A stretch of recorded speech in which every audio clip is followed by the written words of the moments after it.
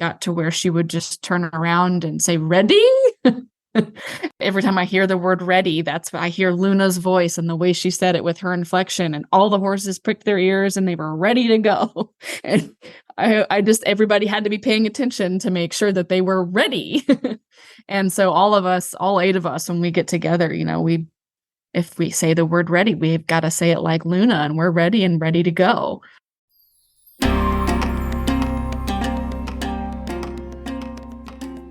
What an exciting episode we have for you today. We are going to the magical land of Ireland, the Greenland, the Emerald Isle.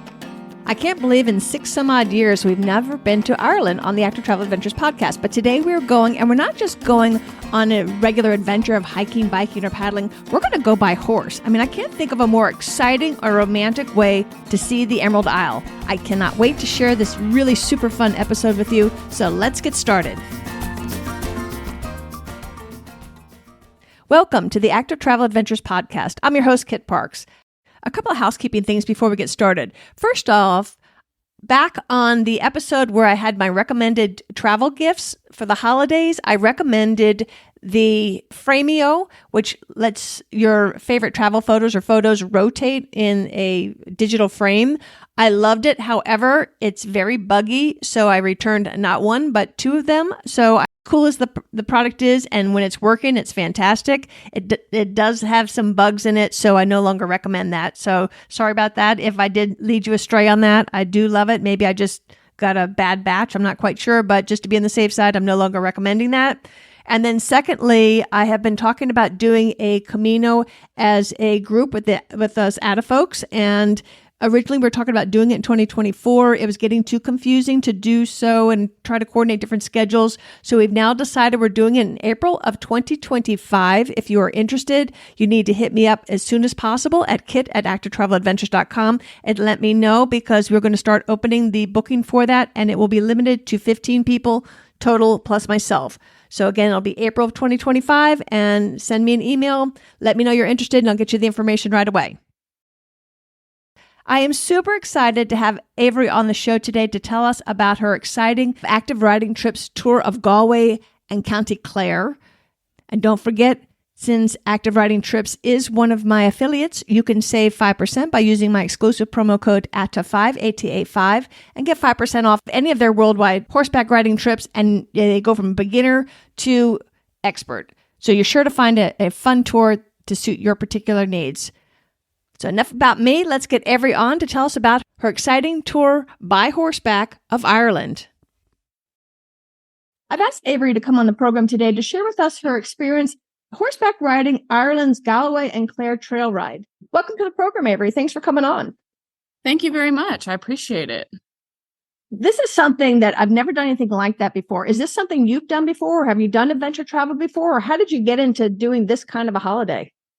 Well, I actually have never done this specific, adventure trail ride trip before. I am a longtime horseback rider. That's what I live and breathe to do. I have a couple horses of my own, and I started out, I'm trying to think where the first place I ever rode on a trip was, but it occurred to me that I really just want to ride where I travel.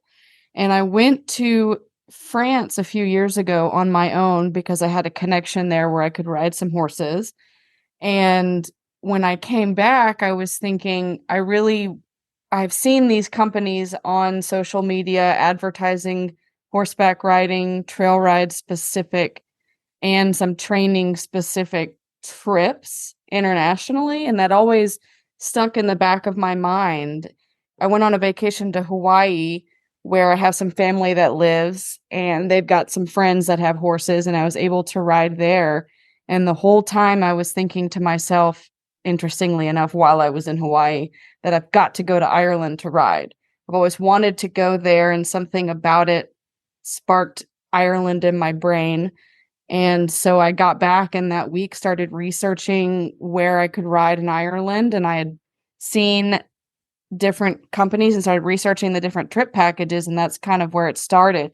I had some friends that did it once before in years past, and they were going to go again, so we all decided to go together.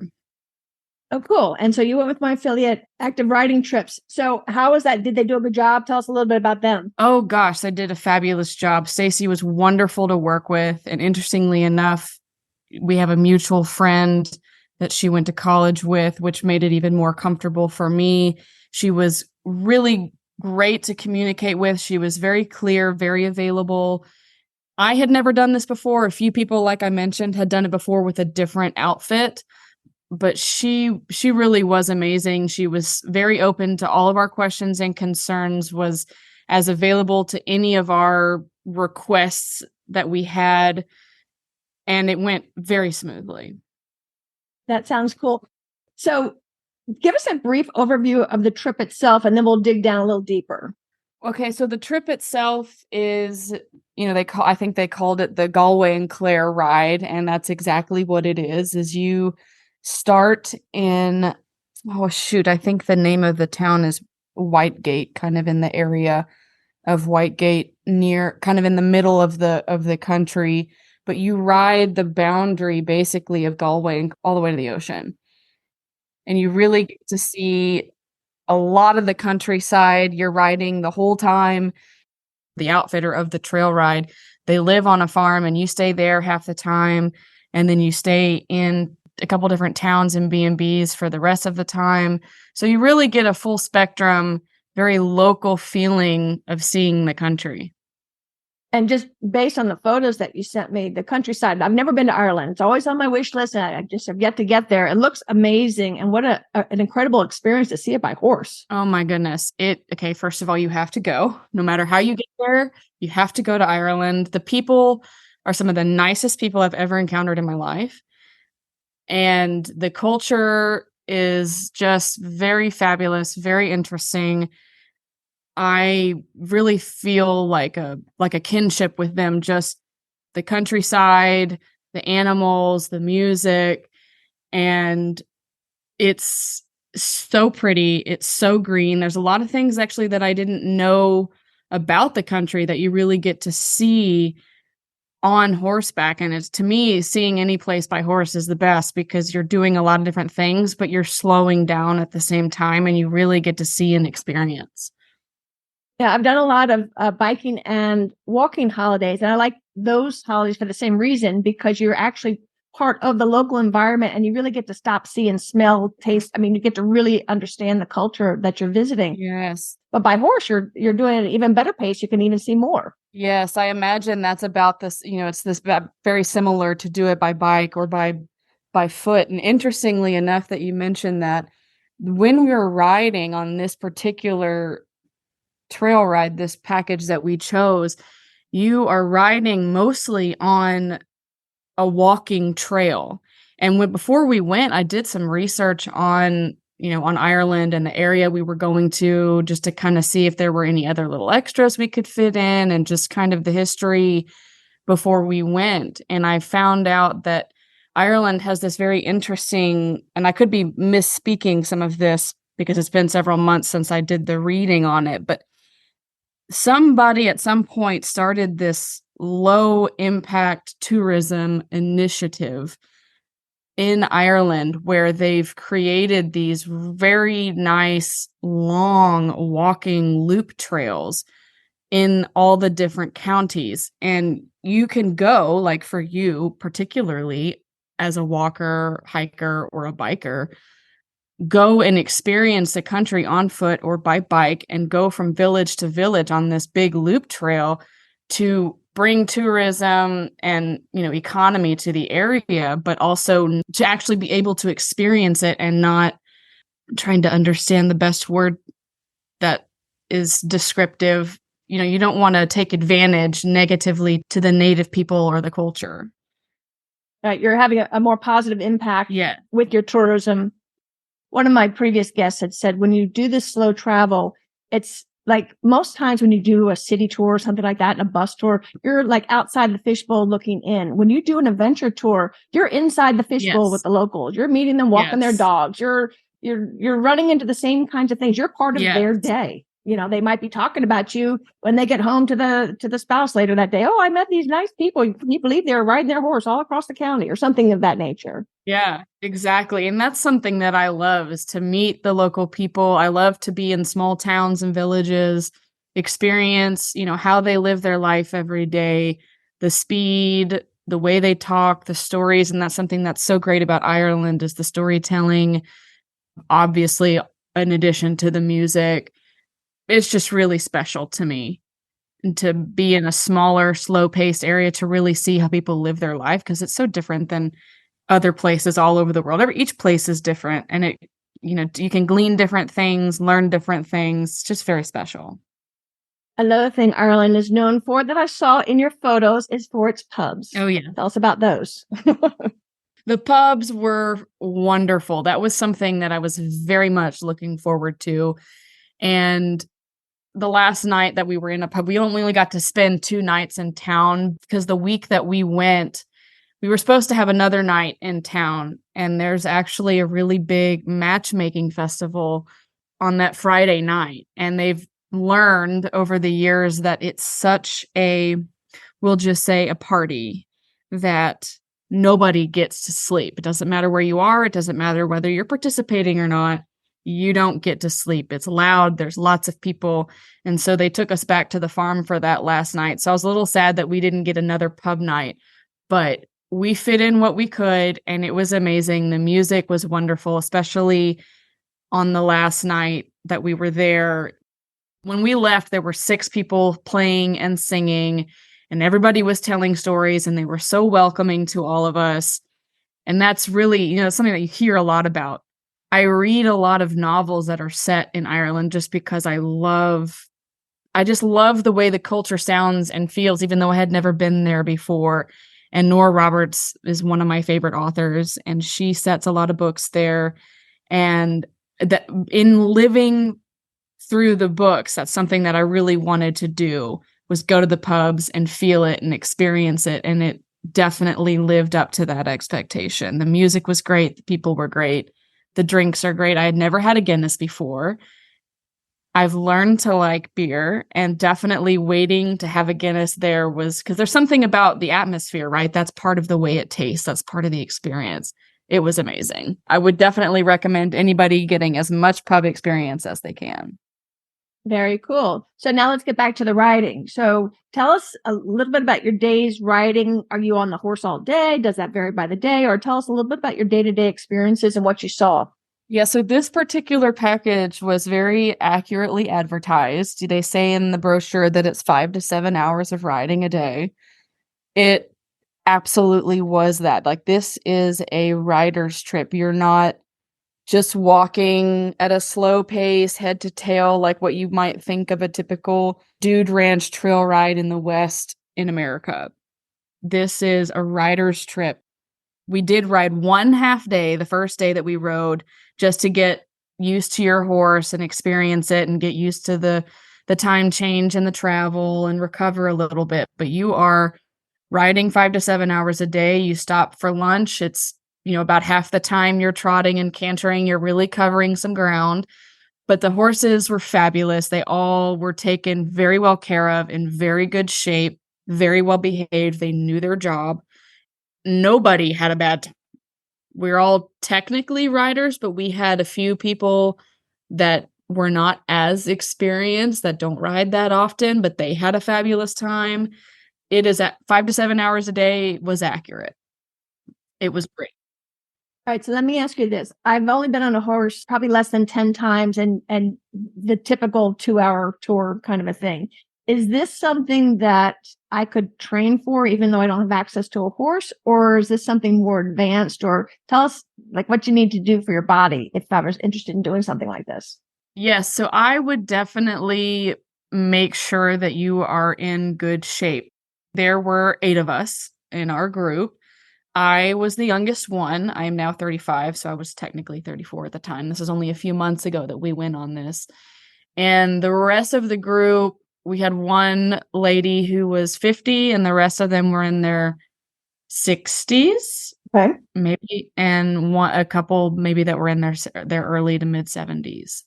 But most of us are riders. We ride pseudo regularly. We did prepare in advance of this trip to ride more intentionally with the intent to get in better riding shape.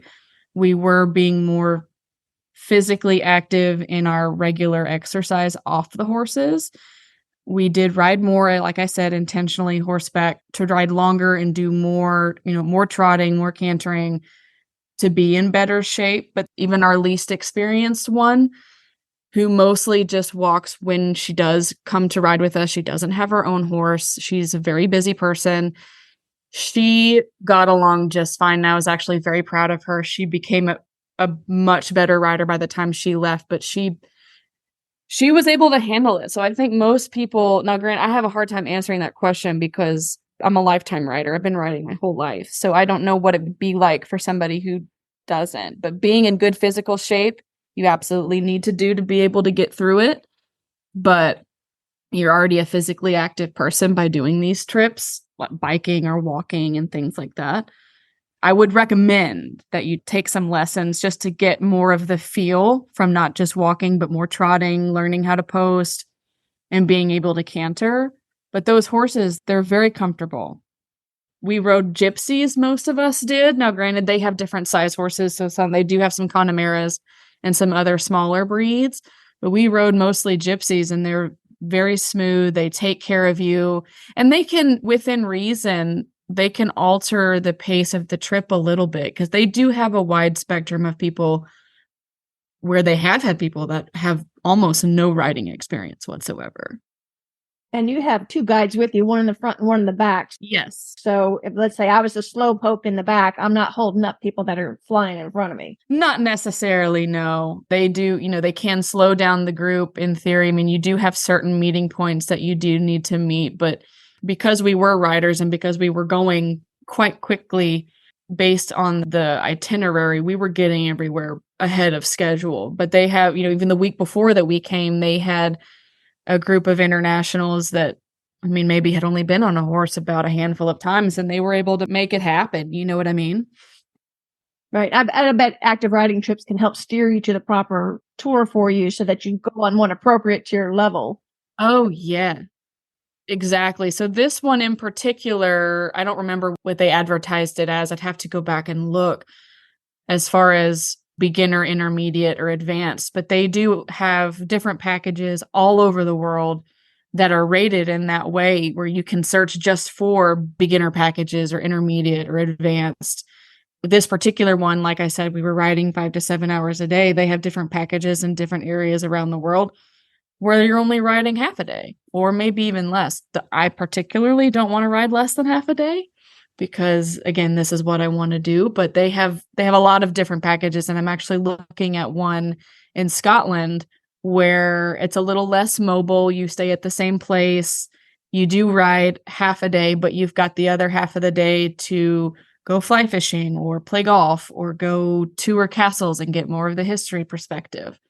There's a lot available, and Stacy was really good at pointing us to the right direction on what package we wanted. We basically said, hey, we want to go to Ireland. We're possibly thinking about these packages, but really we want to know based on our group as a collective, and some of these people maybe won't travel again after this and they've never been anywhere. What would you recommend? And myself and one of the other ladies in the group we were the ones planning it, and we had a Zoom call with Stacy, and we talked for, I don't know, close to an hour maybe, and she pointed us in the right direction, gave us ideas of where we should go and what we should do, and yeah, it was great.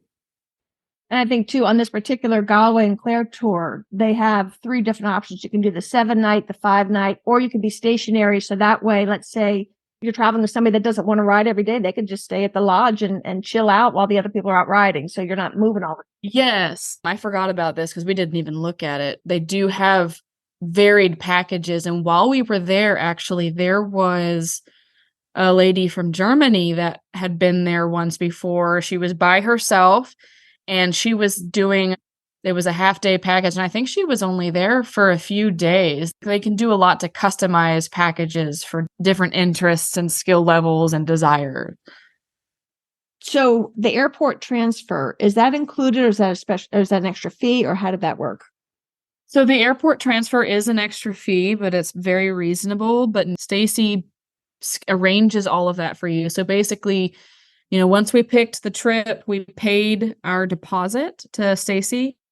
And then I forget I think it's 60 days prior to the trip, you pay the balance due to her, and you're in charge of your own airfare. So you plan how to get there, and you tell her where you're landing and what time, and she books the van or however it needs to happen to get you to where the starting point is, and tells you how you can pay. And basically everything else is included in that outside of gratuity and your alcoholic beverages. Very, very good. And I guess that makes sense because some people may be continuing on in Ireland. It's just too confusing to have a different price for everything. This way you can do your own thing. And if you don't need the transfer, you don't need it. Yes. Right. And the tour itself includes all your lodging, your riding, the horses and tack, all the meals, the guides, luggage transfer if that's necessary between inns. So it's just gratuities for the guides, alcohol, and any transfers. So that makes it nice. You know what you're spending. Exactly. And I've found too, when meals aren't, it's usually you're in a town where there's lots of choices to allow you to do something different than the rest of the group. So it's in your benefit to have that free night so you can choose whatever cuisine or restaurant that rocks your boat that day. So cool. Yeah, exactly. And she does, like, all of that is on the website for each different travel package, and the brochure tells you very clearly and specifically what is included in your fee and what is not.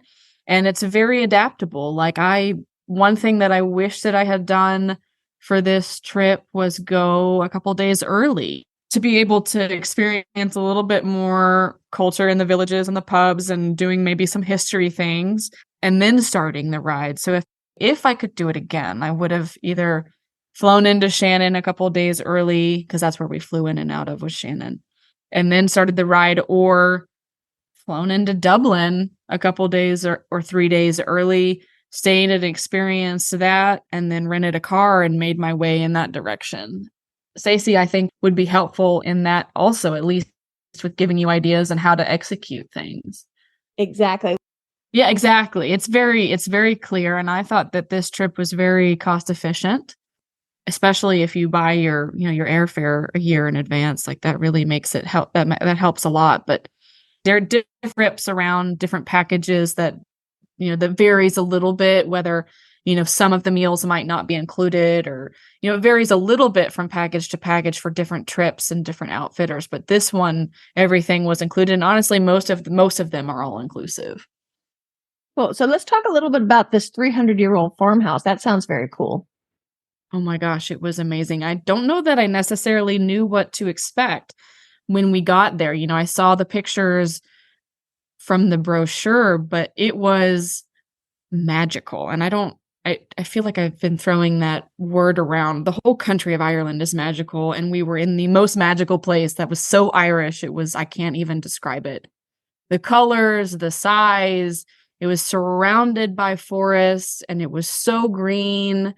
And they had this lounge room that was, you could call it a sunroom, what we call a sunroom, but it was this little room that jutted out from the house that was just three whole walls in windows. And that's where we hung out most of the time when we weren't riding, or if we weren't outside, because we did spend a lot of time outside, obviously. But it was very cool. They had 2 very sweet dogs, and they had horses there, and ducks and geese. And the food was fabulous. What kind of things did you eat? We ate a lot of different things. It wasn't strictly traditional Irish fare. So a lot of, I think the Irish food can be kind of a divisive issue. Like, some people like it, some people don't. But what we had was definitely amazing. They do cater the food there at the farm to be more palatable to whole groups of people, because, generally the whole dining room table is full of people. So they want something that everybody can like, but you're served 3-course meals every single day, fresh bread every day. It was very good. And we did have some of the local fare. And when you go in to town to stay at the B&Bs at night when you do get to go to the pubs. We had dinners out that were already pre-prepared, again, 3-course meal, and that we had a little bit more of the local Irish food, and it was very delicious. Very good. Yeah. Very nice. And you mentioned the ages of the group. Where were the people from? We are all from Texas, kind of in the Houston general-ish area. And in the group itself? Yeah, so we filled the group of 8. Oh, I see. So you had a private tour. I did not know that. Okay. All right. We all knew each other. Yeah, so you can do that, or you can go by yourself and be in a group. They'll fill a group of people, and you can meet new people that way. When my friends, the 2 that went before, granted they were with a different group, but this is how Active Riding Trips does it as well. They went with one other person that they knew, and then there were other people from all over the world that filled out the group. I forget her name, and I feel really bad because she was very sweet. But the lady that was from Germany that was there for part of the time while we were there, I mean, we shared our meals with her at the dining room table, which was great because, getting to meet new people from different areas and have different life perspectives. She was a pediatrician. I find that very interesting. And one thing I did like about Active Riding Trips is their single supplements are very reasonable. Yeah. A lot of times it's like twice the cost of the tour. It's very, very modest. So it's something that if I was traveling by myself and I want my own room, I wouldn't feel bad coughing up the little bit of extra money to get my own room. Right. So how about when you said you went a few months ago? We're recording at the end of November. So you went in the summertime, I'm assuming. Tell us about the weather. Was that a good time? And tell us about that. It was a great time. We went at the end of August, beginning of September, which if any of the listeners are from Texas, you know that we were dying to get out. It was so hot and brutal. And this particular summer has been awful with no rain, which luckily we have had some now, which is great. But we went at the end of August, beginning of September, and the weather was great. It wasn't too cold yet. There is precipitation that falls from the sky every day, whether it's just a drizzle or whether it's a real rain. We had a very good, lovely spectrum of weather. It rained the first day that we rode, that we met our horses on the Sunday. So we arrived on a Saturday. We did a half-day ride Sunday. It did rain a little bit that day. Like the horses were wet when we tacked up, but I don't think it actually rained when we were riding. I don't remember. It didn't take away from any of it, to be honest. We all had the right gear, good riding raincoats. I did not have waterproof breeches. It rained on Thursday. Pretty good. Not the whole time. It's all short, what it does do, at least while we were there. I maybe would have wanted waterproof breeches on that one day, but I was fine. It didn't take away from my time. I had a great time, but we had blue skies and we did have some rain, but that's what you expect there, and that's part of the experience. But the weather was great. It wasn't too cold. I did wear a vest one day. I was wearing long sleeve, mostly sun shirts, to be honest, for the riders out there, the long sleeve, high performance technical material that has mesh underneath the arms for breathability. I was wearing those pretty much every day. I have got a couple of them that don't have the mesh, that are meant for a little bit colder weather to be more of a base layer. But I did bring a vest. I did bring a jacket. I wore a vest the first day and it was too much. So mostly I just wore my sun shirts and I had my raincoat that if I got cold or if it was raining, I put it on and it was fine. Yeah. So did they give you a recommended packing list or did you have to figure it out yourself? They do give a recommended packing list in the brochure. I did do a little bit of research on that because I knew I was going to buy some, like my raincoat in particular. I didn't have a very good riding one from before. I have an old one that doesn't really fit anymore, and I had never upgraded it. And I actually utilized Black Friday and Cyber Monday a year ago to buy some breeches and this raincoat. And I had already had, the other stuff. I already had some breeches and some half chaps and some paddock boots. But yeah, they do give a recommended packing list. I would recommend for this particular trip, and maybe for most of them, because they are active, paddock boots that are more meant for endurance riders, so you can feel more comfortable walking in them, because you do some walking. Is some of that gear available to rent at places, or do you have to invest in it? Renting. I don't think that I know of any place that you can rent them. Now, this particular farm on this particular package at Ann Sibben, that's the name of the farm, they did have quite a bit of gear that people had left behind that's available for use if you don't particularly have everything. Now, it's a bit of taking a chance that the helmet's going to fit your head or that the boots are going to fit your feet. But you can buy this stuff secondhand. And in fact, some of our group that didn't already have some of the English attire did buy off of eBay some of their equipment. And there are secondhand shops that are specific for that you can buy secondhand things. So you're not spending full price on stuff that either you may not use again or don't need brand new that's going to last for a long time or the best of the best type of deal. Me personally, while I ride Western most of the time at home, I grew up riding English. I still take lessons. I still use all of that equipment. I'm going to use it again on another trip. So there are different ways to get around it and save money. Right. And you can always put it back on eBay when you get back too. Exactly. And I think some of ours have already done that. Yeah.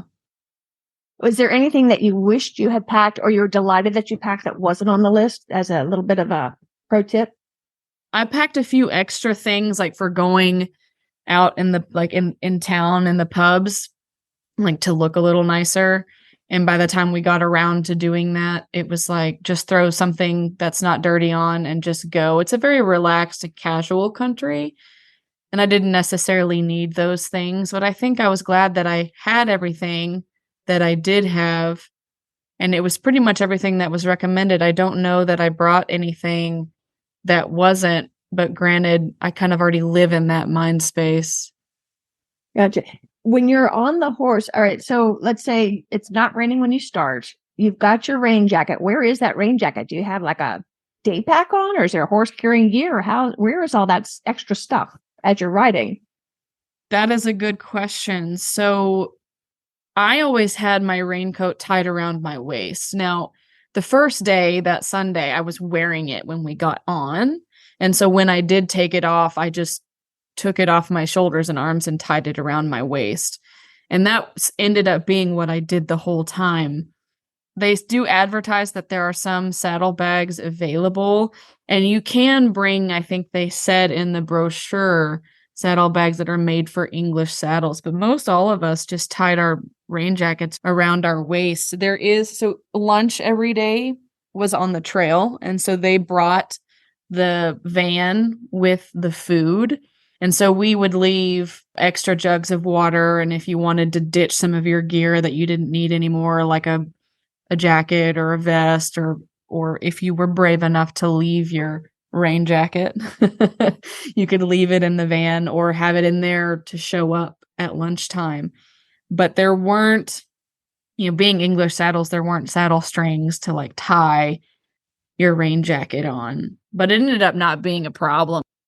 We didn't really need anything. One of the days it did get a little warm, and we didn't have water with us while we were riding, which caused a bit of some concern for some people. But, they make English saddlebags, and they said that there were some available, but I don't remember that the guides had them. I think they might have, but I don't remember. You know how runners will have a very small day pack that holds like a bladder of water? Would something like that be appropriate? Yeah, I think so. And actually, that brings me back to something that I packed that wasn't necessarily on the list. I did get a phone case specifically for this trip that I was able to attach to a lanyard. I wore it crossbody, like you would like a crossbody bag, so I could have my phone at the ready to be able to take pictures and videos and wouldn't feel like I was at risk of dropping my phone, mostly because I didn't want to hold up the group. I didn't want to have to get down and make everybody stop, get down, get my phone, and get back up. I also didn't want to break my phone. But I did bring that, and that did make me think when you mentioned being able to carry something water-wise on your body. That would be something that's a very good idea to have. Okay, I'll put some of these notes in the show notes for folks to look back. And so tell us a little bit about the guides. The guides were great. It was interesting. So we had two guides, one in the front and one in the back.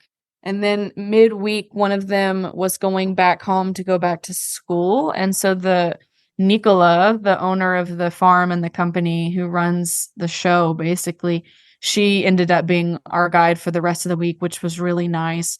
So the first two, Luna was our main guide up front the whole time. We had a couple other people that were helping out at times. They were all from France, which was interesting. They had taken the job to get better at their English to help with their education. So we had a fun time helping them with their English, and they were, they had been working all summer and learning all the history and dealing with a whole group of people that didn't speak French. But it was really fun. That's one thing that I wish that we had a little bit more of, was more of the history and the storytelling when we were out riding. But we did get some of that when Nicola came out with us. And when we drove back and forth from where we would leave the horses to our night place, whether it was the farm or whether it was in town, we did get a lot of the history and the storytelling from Nicola. Right. And I'm sure you heard about the potato famine and learned a lot about that history. Oh, we did. We did learn a lot about the potato famine and the building of the stone walls. It was very fascinating. All of it was. And just how it built the culture and where, certain civilizations would pop up, and how you could, there are ruins, quote unquote, stone ruins everywhere all over the country. And some of it is hidden from the overgrowth, but you can kind of always tell where they are based on what they planted as the hedges. And you saw some of the fuchsia that was there. You knew that was probably planted for a hedge. And if you went and looked in the undergrowth, you could find some stone ruins. And there were lots of non-hidden stone ruins.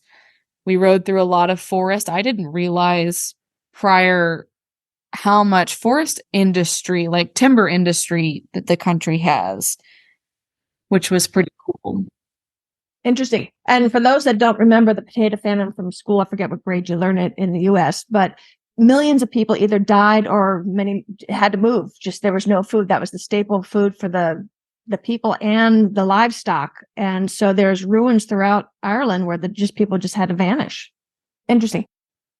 So let's talk a little bit about the landscapes that you saw. I see that you were in the hills, you're in forests, you're at the Cliffs of Moher.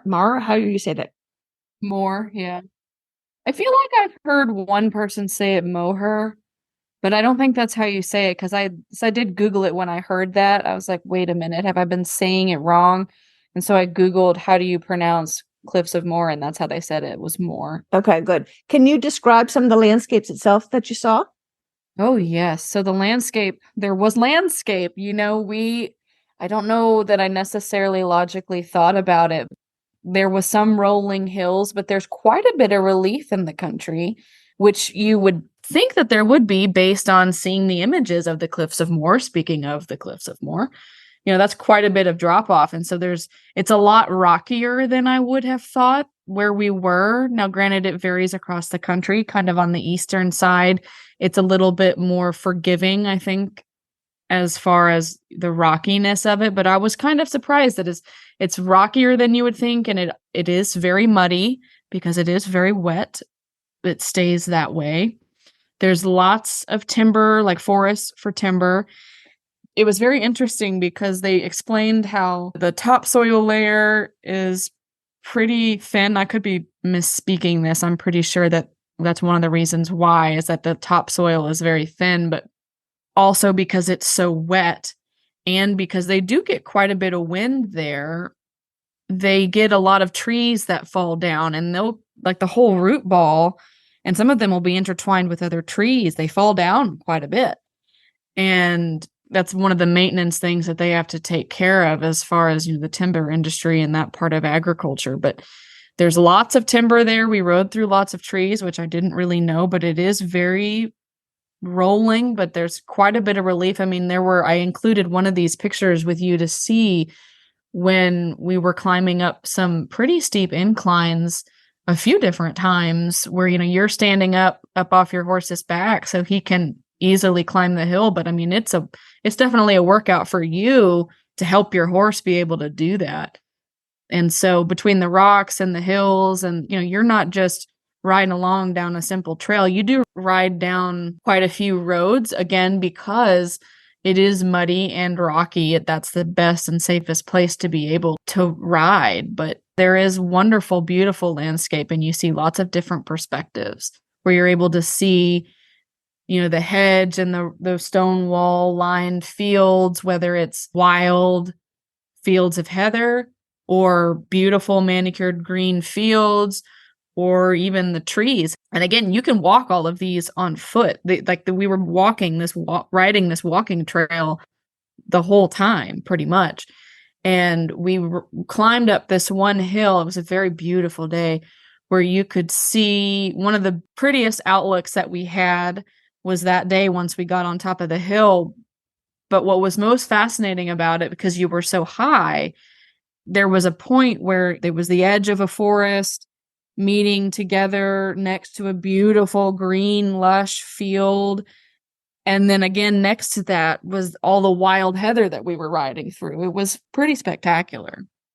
It sounds like what you're describing too, seeing Ireland, because it is so muddy, would be ideal to do it by horse. Because if you're walking or biking this, you're going to get covered in mud. This way, the horse is in the mud. Yeah. And also you're up higher, so you have a better vantage point being up higher. You definitely are. Yeah. The horses are so sure-footed. Not only were they bred for this, they're trained to do this, right? And they know their job and they trudged along. And granted, being a lifelong horse person, I'm not necessarily timid. We'll just say that. Like, I'm comfortable on a horse. I'm comfortable covering terrain. But these horses definitely, I was so comfortable. You could really enjoy seeing the countryside because they're just such good horses. They take such good care of you. They know their job. I know I sound repetitive, but it allows you to be able to, as much as you can, sit back and enjoy and see and experience. And I actually wrote about this in one of my blogs. Again, I don't consider myself that I need a boost in confidence or that I'm a scared rider or anything like that. But that was something that really stuck with me while my horse's name was Bulmer's, after the apple cider that's there, that you just get on and ride. He was like, I got it. You enjoy, just ride. And it was beautiful. I really enjoyed it. And I imagine, too, they're very careful about which horse they pair you up with. Oh, my gosh. Yes, they do take very good care in accurately placing matching horses with the riders. You do answer some questions and give them to Stacy, and they pass them along to Nicola, and she's the one that plans all of it. And she, I'm pretty sure, came and spoke with each of us to kind of verify that what we wrote in our answers to our questions lined up with what we said and how we felt, to make sure that she didn't need to make any changes once we were there. And that's part of the reason, too, that you have the half-day ride on the Sunday, was to make sure that everybody was getting along with their horse, that changes didn't need to be made. They do a very good job of that. Great. I've found that on most of my adventure tours that the first day is they're kind of assessing who the people are to make sure that they've got the itinerary that's appropriate for that group. Oh, yes, for sure. So in this case, also the horses. Mm-hmm. So when you look back, tell us some of your favorite memories or any funny stories that always crack you up. Or sometimes if something goes wrong. So sometimes I think when things go wrong, make the best stories too. So tell us some of your favorite things that you've shared with your friends when you get back home. It was definitely my favorite thing, obviously, was that it was an adventure. Adventure can be defined in a lot of different ways based on somebody's personal experience, but we really got to see a lot. And that's, something that I really loved. I loved experiencing the culture with the pubs and just the people, and obviously the horses, because that's what I love to do.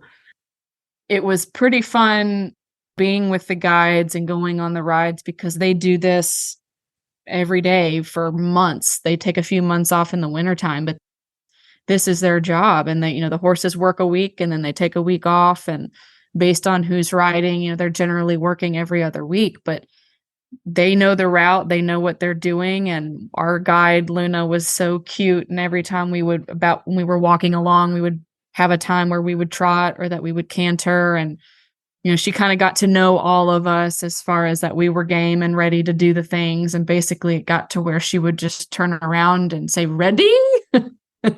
Every time I hear the word ready, that's I hear Luna's voice and the way she said it with her inflection, and all the horses pricked their ears and they were ready to go. And I just, everybody had to be paying attention to make sure that they were ready. And so all of us, all 8 of us, when we get together, if we say the word ready, we've got to say it like Luna, and we're ready and ready to go. And that was something that was really fun. That does sound like fun. Yeah. Of all the trips that you've been on in your adventurous life, let's say, how does this particular trip compare? Oh, goodness. I mean, I would like to say it's a once in a lifetime trip, that it's been the best. I would like to say also that it's not a once in a lifetime, because I want to do it again somewhere else. But each trip is individual, right? Because you're in different places. Unless you go back and do the same thing again, it's still going to be different. But it's definitely, I've been blessed to do some traveling and ride some horses where I've been able to travel to. And this is definitely has been the best of the best. And I've got to go and see other parts of Ireland as well. Do you have any active riding trips planned or something on the wish list, or where do you stand there? Not yet, but definitely on the wish list. There is a coast to coast Wales ride that I really do want to do. Before I went to Ireland, I think that was going to be my next one, probably in 2025. But I'm thinking Scotland right now, actually, just for something a little bit different, because I think the Wales trip would be, in some respects, as far as the riding goes, similar to what we just did in Ireland, just from a pace perspective, which is great. And I loved it. But I'm thinking I might do something a little bit different. I think I mentioned this before, this particular one in Scotland, where you ride for half a day and then the other half of the day you're doing kind of at your leisure, but they can help you plan all of this, whether it's historical castle tours or fly fishing, which is something that I love to do also in addition to riding horses, or playing golf. I'm not going to go play golf because I don't play golf. What I see in a golf course is loping down the fairway, and I don't think anybody would like me if I ever did that. But yeah, so there are some on the wish list that I want to do, and that will happen, God willing. I find adventure travel addicting too. I mean, as soon as I get back, it's like, oh, what's next? Oh, it is definitely. I feel like it's addicting. And it started really, honestly, with Hawaii, because I was able to go there and stay with family, and their friends had horses, and I was able to ride every single day there because I was helping her and she was helping me, and it was amazing. And I kept thinking over and over, man, I've got to do this more. I've got to go somewhere else. And I knew I had to go to Ireland. And when I was planning this trip and looking at all the packages, I was like, oh my gosh, how can I do more and more of this? It really is addicting. Before I let you go, you mentioned a blog. Is there a blog that is open for other people to look at if they want to get some more information beyond my show notes and all that? Oh, yes. So I do have a blog. It is called 13, the numbers 13, Aha Moments, which would be AHA.com. It is open and public, and I wasn't able to write less than 4 blogs for this trip. I was the designated photographer, not that we talked about it, but that's just me and my personality. And I took pictures of everything and everybody, and I wrote up the experience, and I couldn't make it less than 4 blogs, and you can find those there. And I'll link to those in the show notes so people can find you. And also your Instagram account looks pretty cool too. yeah, that would be great. And if anybody has any further questions, they can definitely reach out to me on any of those platforms. Before I let you go, any final words of advice? Go do it. However you want to do it, I would say go live and do it. Travel, I think, is so great. However you can make it happen, and you can create your own adventurous life doing lots of different things. It doesn't mean you have to jump off a cliff. Avery, I really appreciate your time today. Thanks for coming on, and you'll have to come back on after your next adventure. Yeah, I'd love to do it. Always open. And I appreciate it very much for you taking the time and getting the word out there. And I definitely encourage anybody to, whether you're a horseback rider or not, to look into it and experience it. It's definitely a good way see new country for sure. Very cool. Thanks, Avery. Thank you so much. I hope you've enjoyed today's program about active riding trips, Galway and County Clare trail ride in Ireland. I found it really intriguing, and I don't know that I could do this particular one, but I am leaning more and more at stepping outside my comfort zone and going on one. If you're also a beginner and you're interested in maybe joining me, and maybe we'll just kind of figure this thing out together, hit me up at kit@activetraveladventures.com, and maybe we can put something together in the coming year. I would love for you to share this episode with any of your friends that do horseback riding, and maybe you can introduce them to an exciting new way. I know you've discovered adventure travel, but maybe you can help your horseback riding friends discover adventure travel via their favorite vehicle. And again, don't forget that Active Riding Trips does offer my listeners and your friends an exclusive 5% discount by using my promo code ATA5, ATA5, and gets 5% off of any of their worldwide horseback riding adventures. Thank you so much for listening. Until next time, this is Kit Parks. Adventure on!